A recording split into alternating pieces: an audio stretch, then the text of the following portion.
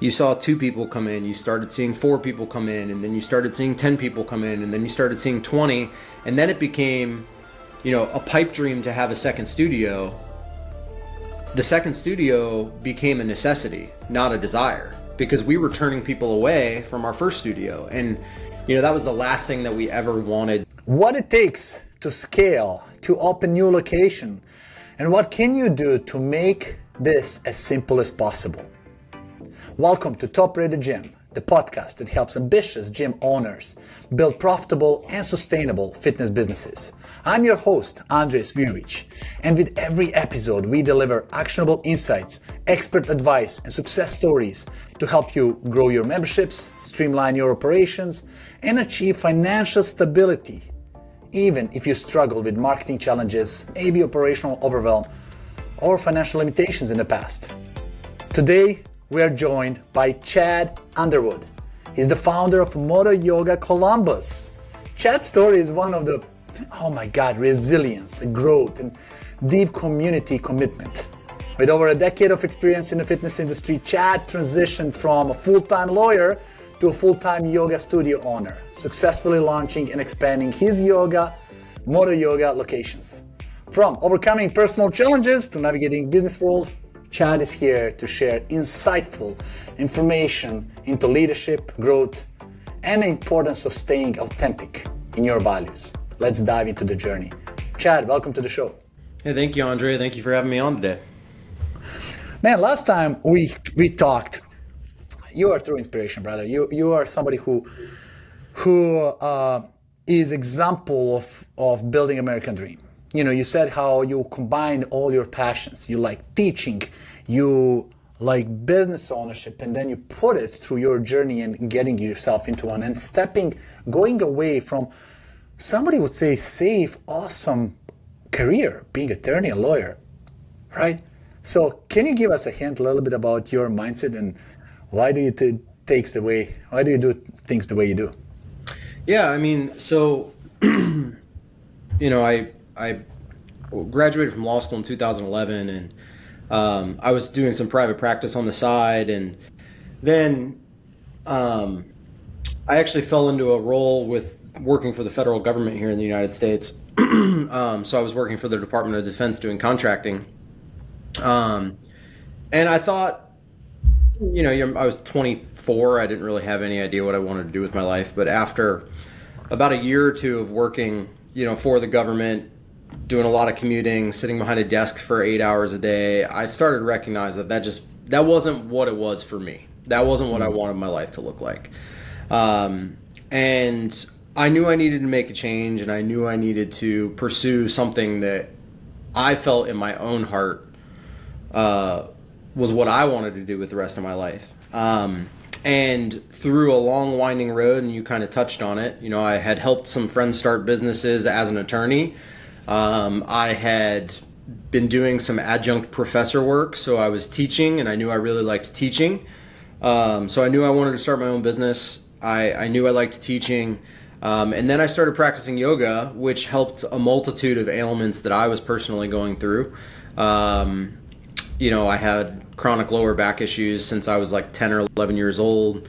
I was sitting behind a car or a desk for 11 hours a day. So just, in an unhealthy position, sitting often, lack of movement. And that led to poor eating decisions, poor health decisions. Because when I got home at the end of the day, the last thing I wanted to do was go work out. I just wanted to sit on the couch and open up a beer and just then go back to sleep and do the same thing that was making me unhappy again the next day. I found yoga down in Cincinnati. There were 3 Modo Yoga Cincinnatis. I was practicing there. I fell in love with it. And that first year that I took classes at Modo Yoga Cincinnati, I took 180 classes. And I started to realize that I could put this passion of like running my own business, or the dream of running my own business, a passion that I have for teaching, and then the passion that I had developed for the practice of yoga, into one big ball. And I decided to start looking into opening up a Modo Yoga franchise. And here we are. If you fast forward 10 years later, we've got 2, and that's kind of how we ended up where we are. Yeah, I love that, man. And that gives a story for many other businesses. I know a story for successful executives around the brands, for people who are founders of the companies.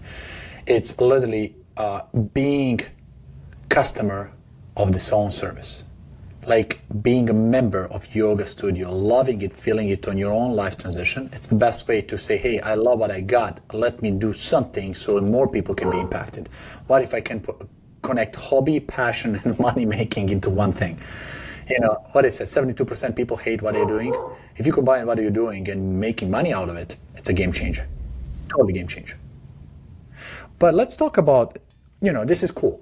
I like it. But we both know it wasn't a smooth ride, saying, oh my God, you touch the bottom, you have studio. Just so people know, it's not from A to B, straight line. Would you mind sharing some of the deviation challenges that you find experienced during the road? Something that teaches you a lesson. No, I mean, one of the things that I'm incredibly proud of is, and I remember hearing this like when I was a kid, is like find what you love and figure out how to get paid for it. Well, unfortunately, when a lot of that, in a lot of those circumstances, when you figure out what you love and then you do figure out a way to get paid for it, it's no longer a passion. It's now your profession. And that can, in certain circumstances, take away the love that you originally had for the thing that you're pursuing.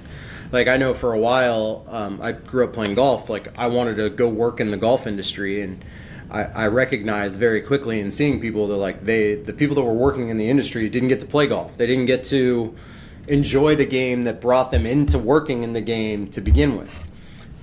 So the one thing that I wanted to be clear on when I was opening up a yoga studio is that I never wanted to lose that passion for practicing yoga. And I think that the way that we've done that is making sure that the yoga is what binds us together, and that's always at the centerpiece. But the real cornerstone of how we built our business was through the community. I'm from Columbus. I grew up in Columbus. I wanted to be in Columbus. I wanted to come and make a difference in my own community. And that was great. Me moving home, opening up a new business, my goal was to impact one person's life in the way that the yoga practice had impacted my own. I thought it was going to be hunky-dory. I thought it was going to be easy. I thought we were going to open up this hot yoga studio and people are going to love this practice and they're going to come on in. But unfortunately, that's not necessarily how it works. And in our circumstance, we opened up with free classes for the first week. And every single class that week was completely jam-packed. And then the free classes ended, and then reality set in. And we opened up a hot yoga studio in the middle of summer, and all of a sudden we go from teaching 35, 40, 45 people for this free week of classes, but then when we start asking people to pay money to come to our classes, all of a sudden we're teaching 2, 3, 4. And so that was kind of a rude awakening. But if you can look back on those times and recognize like how many times I had to pull money out of my own checking account so we can meet payroll for our teachers that we were hiring. The fact that I didn't draw a salary out of the business until we had been open for 3 years. Those were hardships that I learned, but what it enabled us to do was, because we didn't hit it hard on the ground running like we had maybe thought we would, we really had to focus on how we can build our business in an intelligent and thoughtful way. And we did that through giving ourselves opportunity, because we might not have been as busy as we thought, to put processes in place that could sustain the growth once the growth started, or that could help us manage the growth once it started happening. So those first couple of years, even if we weren't as busy as we wanted, and even though we weren't making money like we wanted to, it enabled us to get our processes in place to kind of like experiment with a lot of things, whether it be the schedule, whether it be with community events, whether it be with workshops. We were open to anything and everything, because we wanted to just figure out what it was that was going to work for our community. And we couldn't be afraid to try new things, because we didn't want to miss out on anything that maybe our community was asking for. So the biggest lesson from all of that was, number one, put processes in place that are going to help you when you grow, but also listen to your community. I mean, I remember we started offering like 4:30 p.m. classes, and and 6 p.m. classes. Well, the messaging from our community was that 6 p.m. was too late. So, we had to take that feedback, and once we shifted it up to 5:30, all of a sudden we started seeing more people come in the doors that way. So, just constantly being open to change, but making sure that you're staying with what we intended to do, which was offer hot yoga in a place that felt like a second home. And that's what we've done over the last 10 years. Let me tell you, you're not alone who is going through a dilemma at that time. And I want to ask you, when you went from 50, excitement like, oh my God, this is a dream come true, to going 2 to 3 classes, 2 to 3 people per class, and having to finance the business for years from your own money, have you come to the moment and says, you know what, I made a mistake, I gotta quit. This is not helping. I wish there was some revelatory story of like, this was my breaking point. Like I'm going to have to shut my... So there was no choice, no dilemma. I'm going to make this happen, or that's it. And like, honest to God, like I never wavered in what we were doing. It was maybe how we were doing it. I never thought it wasn't going to work, because even when we were having 2, 3 people coming to a class, I saw that the change in their physical, mental, emotional bodies and minds and hearts, I saw that the practice was impacting these folks in a positive way.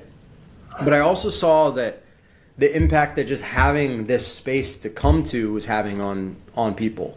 So many times in this increasingly connected world, as we sit here thousands of miles apart over, computer screens, and we know that this happens more and more, right? COVID was an incredibly loneliness-inducing period of time in a lot of people's lives. People crave connection, and it's getting harder and harder to find it. So when you find this person-to-person connection by being able to talk to your yoga teacher after class, or hey, why don't you come to our studio and we're going to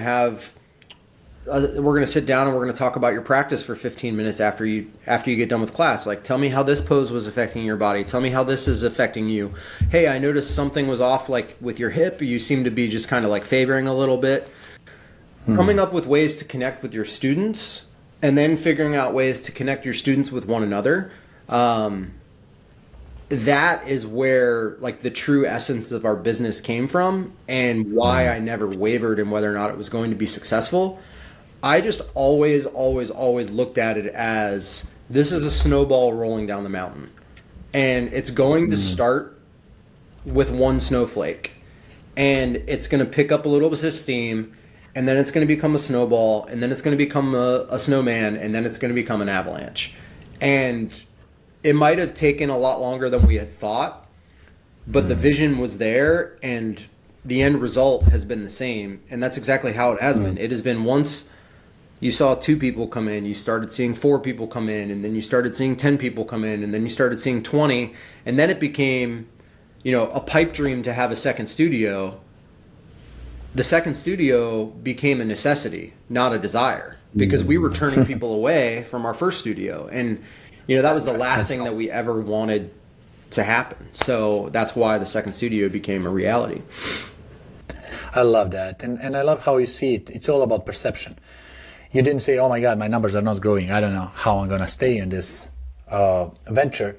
But you says, no, I'm growing. My clients are growing. They're seeing the progress. I'm delivering. So what I'm doing makes sense. There's an impact.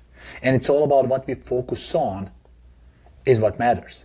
Because you focus on why originally did you created yoga is that impact. And if you didn't see impact on them, if they were going worse, it would be different. But that's what everybody has to look like. Find something that you see it's driving mission, driving your passion, and invest heavily into that. I love the processes. I wish I did that when I opened my business. Everything that I'm starting now is starting with SOPs, protocol, processes, and it helps tremendously. So if you who is listening to this don't have this process documented, everything, hey, it's never too late to start. Do it now. And I want to talk about processes a little bit. You see, we went to a learning curve. You open one location, you open second location. First, tell me, what does 2035 look like 10 years from now from you? Well, I'm trying to figure that out right now. So As of like 2 months ago, I'm now officially like full time with Modo. So I didn't know if I was ever. The dream was always to get to this point. But once I got to that point, I don't think I had ever really figured out what the next steps were. I think I've got at least one more in me here in Columbus, at least one, maybe two. So I think ideally, like that's where we land is 3 or 4 studios here in Columbus. And then from that point on, I think my eventual goal is to maybe not necessarily be a day-to-day hands-on owner, but start working with either folks that I've come across in my time at Modo or teachers who work for us now who are interested in moving to other cities and open up their own studios and start being a kind of a financial investor to help them start their journey onto this ownership path that they might be thinking of. Helping others do exactly the same thing what you did. And I think part of it too is like we've made a very conscious decision to, we don't just own our studios. We also we've purchased both of the buildings that our studios are in. I love you said that. And so for us, it's, I think they're, in addition to opening up additional locations, the idea would be then to continue to purchase and operate additional buildings, whether they be as yoga studios or just as a purely a financial investment on a real estate, transaction. Maybe that's where we go as well. Chad, I got to dig deeper into that. That's not something you often hear. People go into shopping centers, malls, plazas, they open up one of these, they lease locations and they go in. Why did you decide to purchase it, to own it? I mean, I know the reasons, but why wouldn't you follow everybody else's playbook? Well, I think the biggest thing for me was I had always wanted to own real estate. That was like kind of always where in the back of my mind, like, hey, this sounds crazy, but I'd watched the movie The Founder a long time ago. And one of the key tenets of how you see the Golden Arches have made their vast amounts of wealth over the last 5, 6, 7 decades is they own the land where their restaurants operate. It's they're a landlord first and a restaurateur second. And that's how they've created their massive amounts of wealth. And so for me, I always thought like let's figure out a way to defray our costs as a yoga studio, because when we signed our initial lease, we got dirt cheap. Like we moved into an area that was fairly underdeveloped. And there was actually a landfill on the back of the building that was being rehabilitated. And a lot of people asked us, like, well, why did you buy here? Like, or why are you moving into this location? Well, the answer to that question is it's really 50,000 cars drive by our building every day. And it's less than a mile from downtown Columbus, which is the hub of a metropolitan area of 2.5 million people. So, for us, it was the proximity to downtown and the cheapness of the initial rent. But what happened is while we had our first lease, we had 5 years with the 5-year option on the back end, the writing was on the wall for me because I saw everything being developed up around us. And so I knew that I might get 10 years into this building, but on year 11, one of two things are going to happen. They're either going to triple our rent and then it kills the business, Sure. or we're going to be forced to pack up and move and go somewhere else. And I didn't want to do that because then you're looking at a $600,000, $800,000 build out that I'm then also not really going to be able to afford. So for me, it was trying to think about like, how do we make our business sustainable?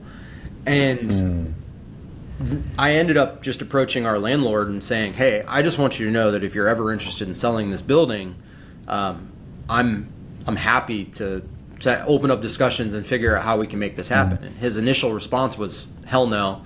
He didn't want to sell it. Like, he was looking at it as that was his meal ticket. That was kind of his retirement plan. And then about a year later, so I started looking at other locations. I was thinking we were going to terminate our lease before we exercised the option, and I was looking at buildings to buy, or I was looking at other buildings in the area, like just trying to think about like what the next steps were. Sure. And then COVID hit, which kind of put everything on a pause.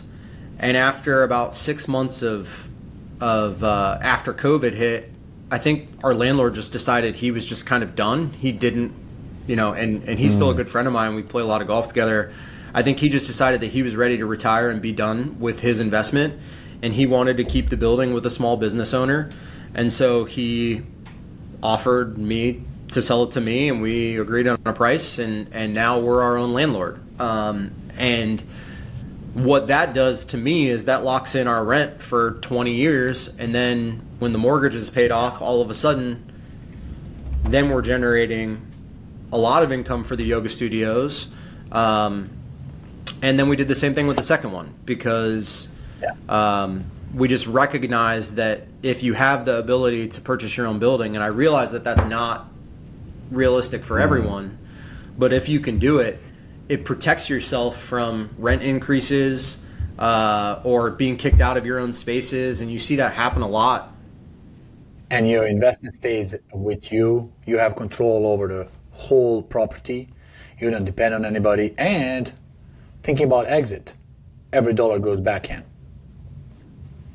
Plus, you can rent it, lease it. Even if you sell half of the business, you can still own the property and keep making money. It makes totally sense. There's tenants on the other side as well, and what we've done is integrate kind of like-minded businesses. So in the new studio in Clintonville, we have a Pilates instructor who offers privates and small group classes next door. So now you have this synergistic relationship between the Pilates studio and the yoga studio. And then in our original location, we have a law office in there right now, but what we're doing is they're moving out, and we're going to be putting in kind of like a collective of wellness individuals. So whether it be massage therapists or physical therapist or an actual therapist, just trying to come up with synergistic businesses that go well with our students that can, support these folks who are moving in on the other side, but then they can also support our students and make us a more well-rounded community. If you're not getting enough leads, if Google seems to ignore you and your competitors are all over that Google map listing, it stings, but you're not alone in this. That's where Referizer comes in. We help businesses like yours get more referrals and skyrocket your Google reviews so you start climbing those rankings. Ready to get seen and get leads? Check out referizer.com today. Man, what I like about your mindset, no means not now. Somebody said, no, I don't want to sell it. You're like, okay, you're not the only one. I'll find a place. That person probably felt it, saw it, that you didn't barge. It's like, okay, either I sell it to him or I lose him as a tenant. Anyway, let's negotiate. And you're not the first one that a lot of my friends did the same thing, even in the properties they were renting out as a residential. It's incredibly, when you ask people something, and even if they're so opinionated about no, you planted that bug in their mind, like, what if yes? And then sometimes COVID came in, or rain comes in, and the roof gets damaged, and they remember all the maintenance they need to do on the roof. Like, oh my God, this is not worth it. Boom. Hey, Chad, are you still up for the deal? Right? And then you get it. Yeah. It's being patient. I think it's important to, for me, I try never to say no right off the bat. I am always open to have the discussion, because if you're open to at least having the discussion, you can always say no later. But if you say no right off the bat, then you're never going to know what could come of a certain, whether it be coffee or, hey, I'm reaching out to you with an idea. I'm always open to saying yes initially so I can have the discussion, because I never know what opportunities I'm going to miss out on. If you say no right off the bat and you close yourself off to new ideas and new experiences, then you're only doing yourself and your business harm. So why not have the discussion and see what can come of it? So, I appreciate my landlord being able to have that discussion, 5 years ago, and I'm going to keep having those conversations. And we always ask ourselves, how many times did we stop ourselves from doing something just because of making assumptions or getting no from it, and we give up on it? Just go freaking and say yes, ask, and then things will happen. Yeah, and I think a good example, kind of bringing it back to the yoga piece of what we do is similar to this. Always saying yes initially. My rule is kind of give myself 3 months of something new, and if it's not working after 3 months, it's probably not going to work. And so like what I see a lot of gyms or yoga studios or fitness businesses do is try to be the jack of all trades instead of being like the master of one. And we fell into that trap because especially as we were trying to build our business, we were trying to offer mat Pilates, we were trying to offer bar, we were trying to offer non-heated yoga, we were trying to offer at one point we even had a local CrossFit gym come in. We had this bare space in our building. They were coming in to do classes there. We were trying to do classes off-site, yoga classes like in non-heated spaces. And what we found was when it came down to it, even if there were a few people that were really excited about that, our core business is we are a hot yoga studio. That is why people come to our space.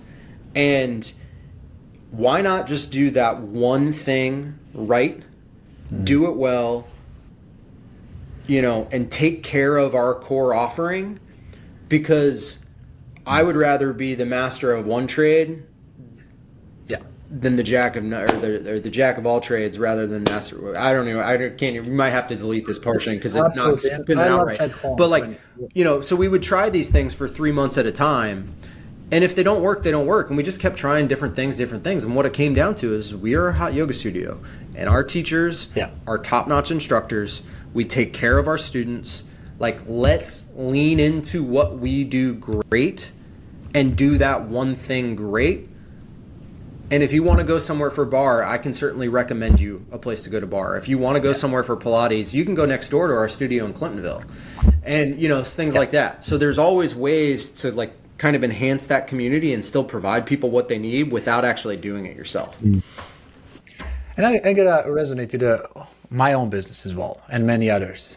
I see the struggle. Everybody wants more. Like, how do I add value? By thinking like, what else can I add to the business? How can I serve more? Chad Holmes taught me a lesson saying you don't get to become a master by doing 10,000 things. You become master by doing one thing 10,000 times. And that really resonates because in my business, when I serve local businesses, I wanna develop every possible feature. And then once we did it, like those 3 exciting clients who really want to use it, then we figured out there are only those 3.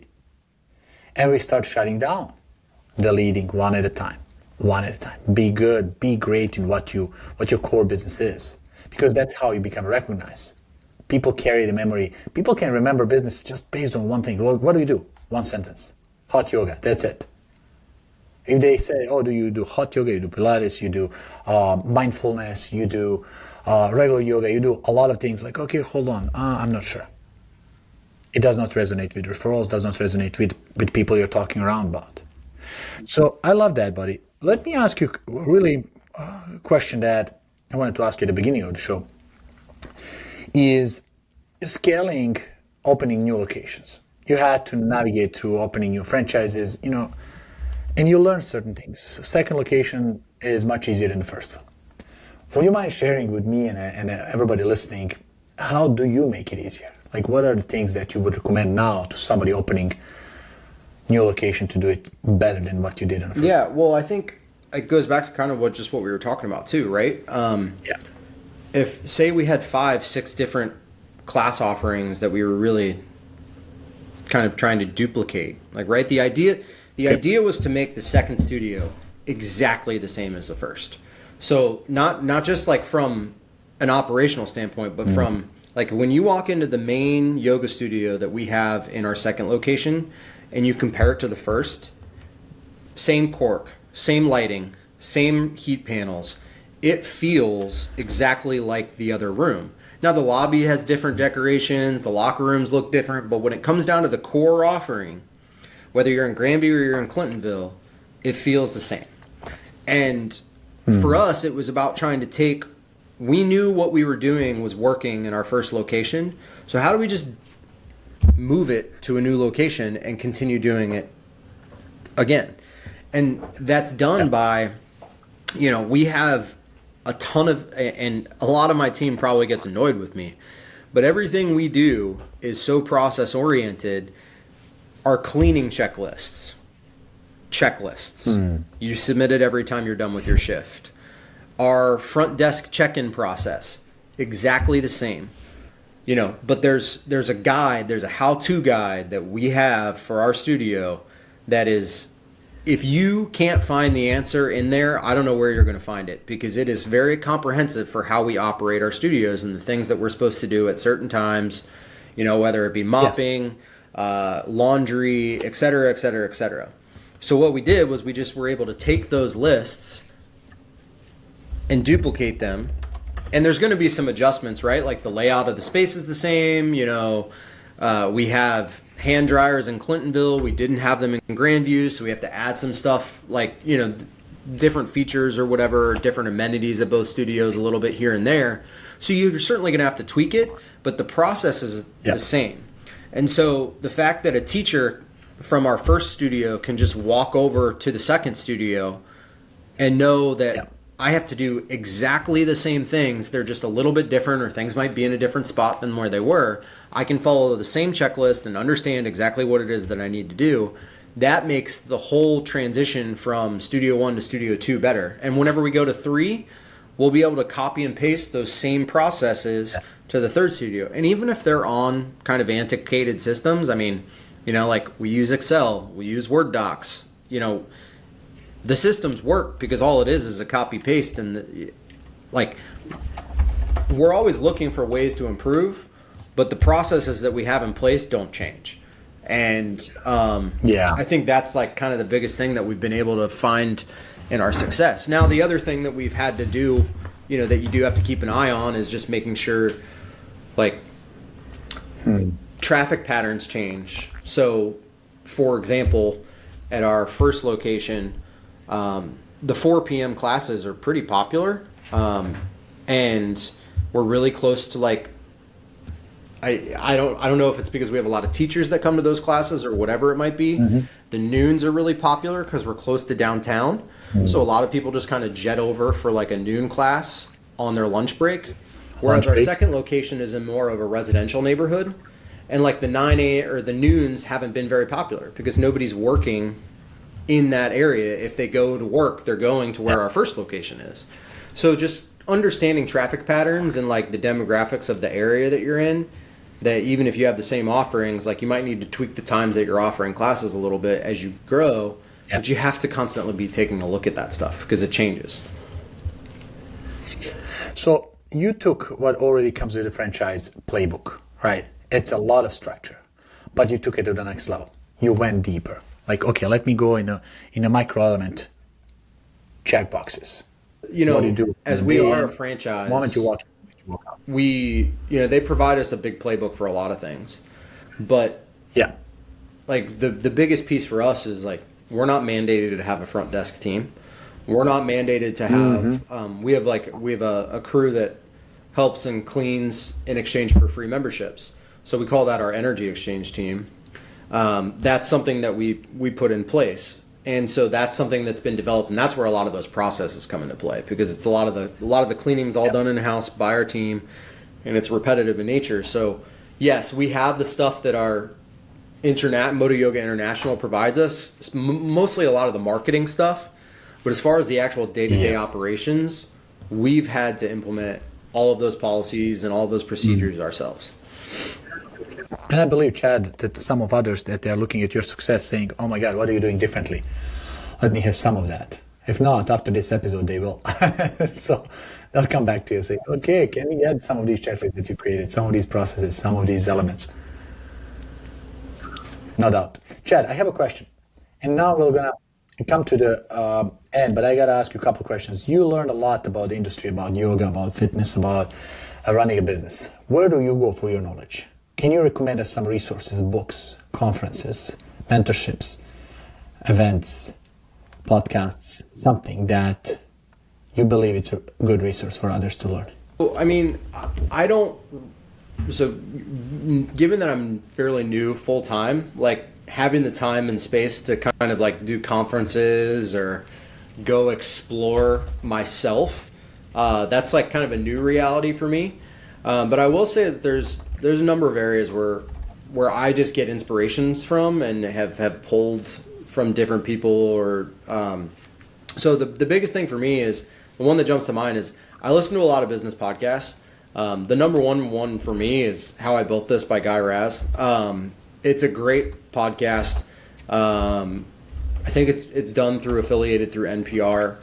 And he just interviews people and talks about, how did you start your business? And there's a lot of them that are really successful, and they might interview founders of Google or founders of McDonald's. Comes to mind. McDonald's, Ray Kroc has been passed away for a long time, but like restaurants or tech sites like Uber or I remember one episode I had with Bumble, but like the one episode that sticks in my mind is they interviewed the person who started Dippin' Dots, the little ice cream of the future that's been the ice cream of the future for 30 years.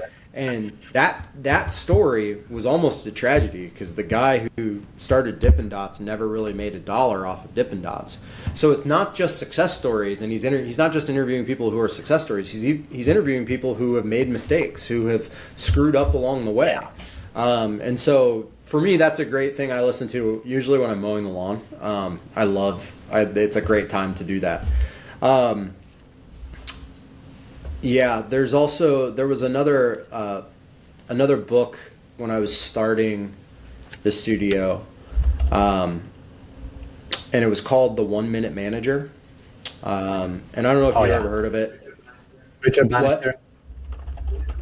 Is it Richard Bannister? Honestly, I can't even remember. It's been a while since I've read it, but it's called The 1 Minute Manager, and it is a fantastic book. And what it is talking about how Ken Blanchard. Okay, Ken yeah. Blanchard. And a lot of the lessons in there I still carry with me to this day. In that, ultimately in the gym business, you're in the people business. Like your students or your clients are people. Your team members are people, and yes, you might be offering up a service, but ultimately we are in the interpersonal communication business. And we've all had bad bosses. We've all had people that make us feel bad. We have all had people who just demand way too much of us, or they communicate in poor methods, whether it be yelling, screaming, negative connotations, whatever it might be. And I remember reading that book, and a lot of the lessons in there are about, how do you talk to your team members in a compassionate and empathetic way, so that like everybody gets better, both you as a manager and our team. And I've kind of taken that with our team motto is pretty good is better than perfect. And I'm a firm believer that if you expect perfection and perfection is expected of you, if you do mess up or if you do make a mistake, nobody's going to find out about it, because you're going to be scared to tell people. And if our team members make mistakes, I want to know. We want to know. You're never going to be upset. I'm never going to be upset with somebody. A culture where mistakes are not hidden and shoveled under the rug. I'm never going to be upset with people for making mistakes, because there's a way we can get better when those mistakes are made. Let's just prevent the same mistakes from being made over and over again. Yes.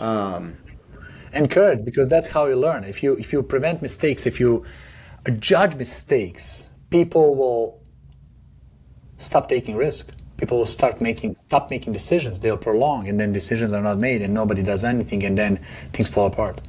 So in the same in our company, I always says, by all means, fire at will, go learn.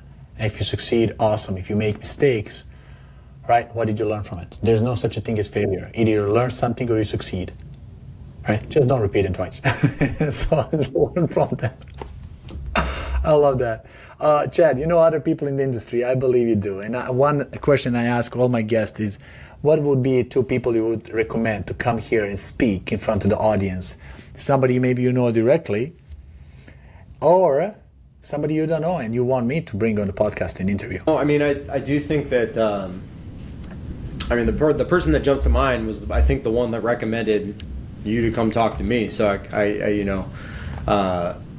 but I do think that, ultimately, especially if you're talking about Modo Yoga, the two founders of Modo, Ted Grand and Jess Robertson, have really shaped this community of studios worldwide through both creating the practice, but also in their actions and their thoughts behind it and the intention in doing the Karma or our Modo for Good classes, and why we're all about environmental sustainability and also like social activism.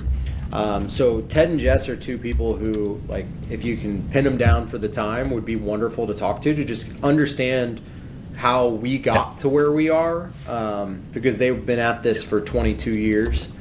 I also know that in Columbus, somebody that I take a lot of lessons from and look to and have learned a lot from, both personally and just watching their business, even if I'm not in their business, is there's a CrossFit gym in Columbus called CrossFit Grandview. And they do such an amazing job building their community and providing for their students and their members at their gym. They throw some amazingly wonderful parties, but they also have a full-on like support system in place. So massage therapists and physical therapists and dry needlers. And then they also have their own kind of life coaching and body coaching business along with their gym. And so the owners of CrossFit Grandview, Brandon and Kate Cowden, are two people that, I kind of look up to in my own community, just to keep an eye on what they're doing solely for the purpose of understanding like what the fitness world is like in Columbus. Wow. Definitely appreciate, because last time I interviewed Emily, she was incredible here on the podcast as well from Modo. Love recommendation. And Chad, a final question for you is, because people are now looking at Chad and how they can connect with your brand and look more into what you're doing, or maybe ask you for advice. So how would you like to end? How would you like to share your information to people to connect with you for the future connection? Well, number one, you can go to our website, modoyogacolumbus.com. You can get a hold of us there.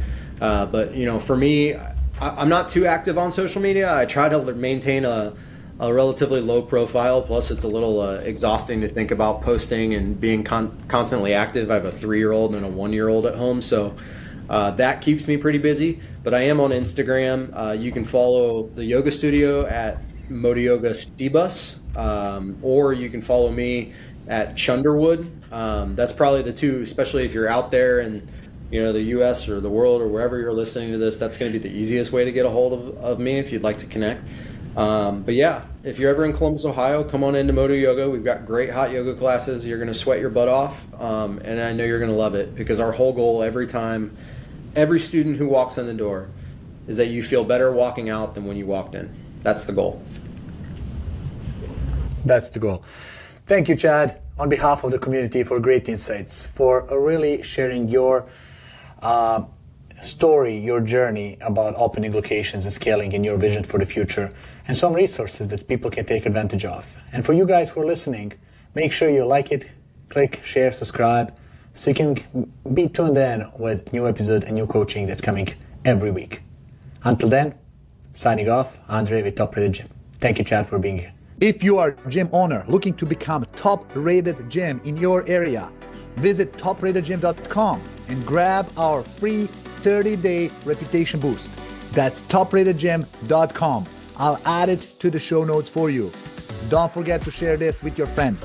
Stay strong, stay motivated, and keep pushing your gym to the top.